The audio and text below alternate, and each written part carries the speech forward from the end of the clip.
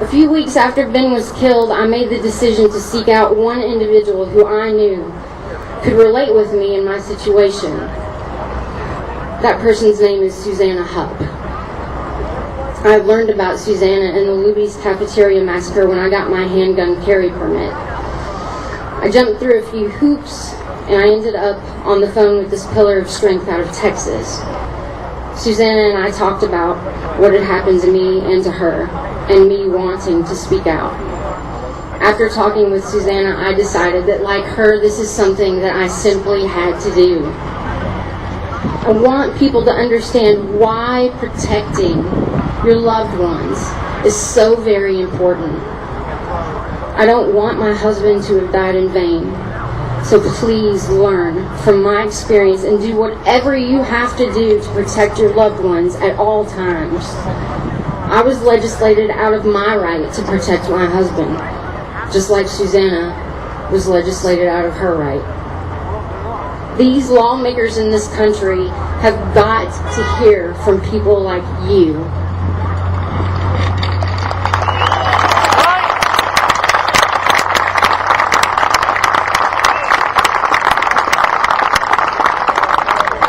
Please don't let someone you love be a pure victim like Ben and I were, because some lawmaker in a fancy suit on Capitol Hill, who is far removed from reality, decided that guns cause crime.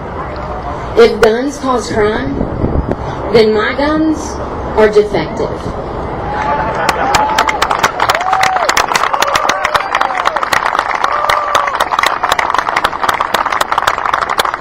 I don't blame the gun. I blame the person behind the gun. A gun cannot pull its own trigger. The guilt I carry with me every day for not being able to save Ben is corrosive to one's spirit. The flashbacks are horrible. They happen in the car, shower, work, at sporting events, parties. There is no escaping it. Only my close friends see that even when I act normal, they can tell. There's a difference in me, and they know what I'm thinking about. There's a certain look I get in my eye. They're like, Nikki, stop it. Stop thinking about it. I remember the screams and begging for someone to help us. That is an experience that nobody should have to endure. That is where I was minimized to.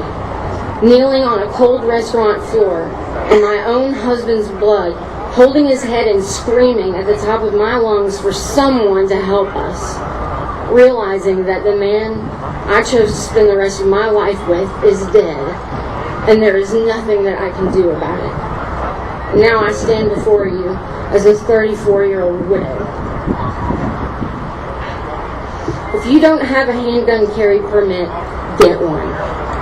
If you don't have a firearm for self-defense, get one. If you're not a member of, get two or three. If you're not a member of the NRA, become one. If you're a woman who is interested in learning about guns and how to use them responsibly, join the Second Amendment Sisters organization. If you have a family member or friend who is scared of guns and frightened to learn, have a serious sit-down talk with them and get them to a reputable training academy. Make sure that you are trained well so that you can survive if you're ever faced with someone as evil as Ben's murderer. Arm yourself with the knowledge that when seconds count, the police are minutes away. I can tell you they will get there in just enough time to put up the crime scene tape and take pictures of your loved one. I know because I've been there.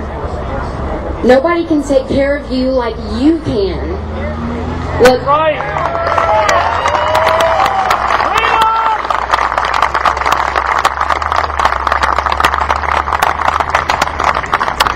Look, I respect law enforcement for what they do. They have a very difficult job. It's a very dangerous one. But law enforcement officers cannot be anywhere and everywhere at any time.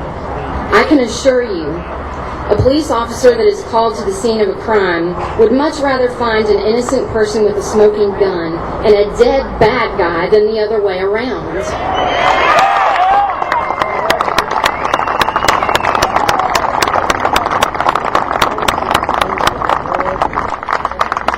I've gotten to know a lot of police officers since my husband's death, and they all say the same thing.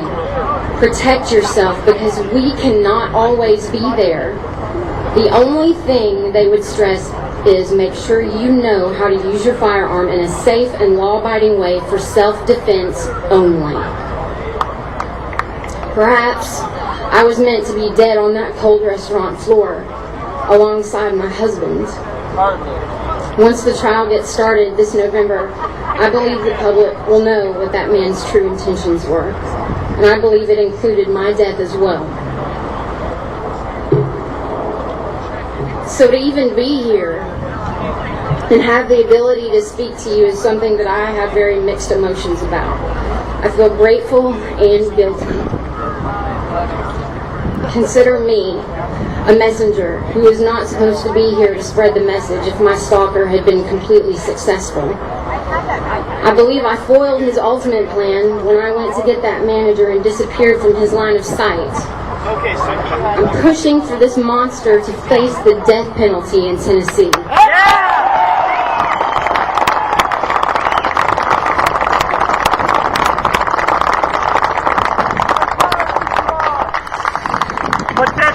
People have asked me, Nikki, is there anything that I can do for you? And I've always said, no, not really.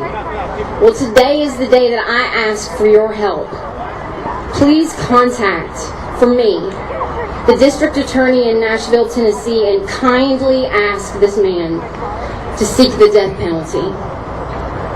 I never want to fear that monster being able to work out some kind of a plea deal and getting out of prison in my lifetime.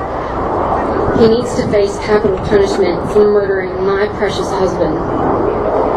Ben supported the death penalty, and so do I. That's right. We have got to start using it in this country.